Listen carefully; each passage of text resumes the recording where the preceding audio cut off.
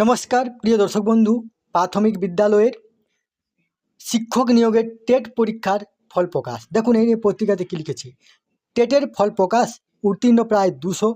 প্রাথমিকে বিশেষভাবে সক্ষমদের জন্য শিক্ষক নিয়োগের টেটের পরীক্ষার ফল প্রকাশ হলো সোমবার। উত্তীর্ণের সংখ্যা 200-র বেশি। গত 22 ফেব্রুয়ারি পরীক্ষা হয়। শূন্যপদ ছিল 2308। পরীক্ষা দিতে উপস্থিত ছিল মোট 2779 জন। আবেদনকারীদের প্রথমে 80 নম্বরের টেট দিতে হয়েছে। ইন্টারভিউতে যোগ্য চাকরি প্রার্থীদের পড়ানোর দক্ষতা যাচাই হবে, তাতে থাকছে 20 নম্বর। গত বছর 15ই সেপ্টেম্বরে স্পেশাল এডুকেটর নিয়োগের বিজ্ঞপ্তি প্রকাশ করেছিল পর্ষদ।